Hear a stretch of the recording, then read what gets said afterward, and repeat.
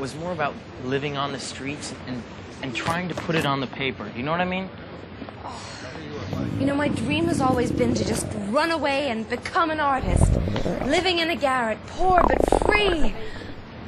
You would last 2 days. There's no hot water and hardly ever any caviar. I happen to hate caviar. And I hate people telling me what dreams I should and shouldn't have. I'm sorry. You're right. Well, all right. Everybody expects me to be this delicate little flower, which I'm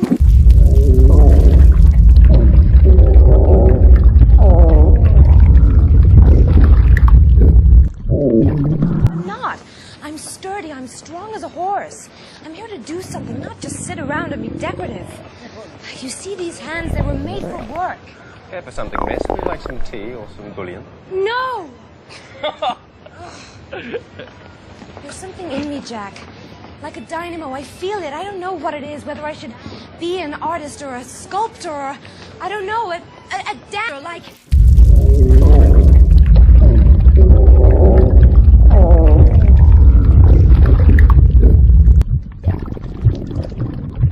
Like Isadora Duncan, a wild pagan spirit, or a moving picture actress.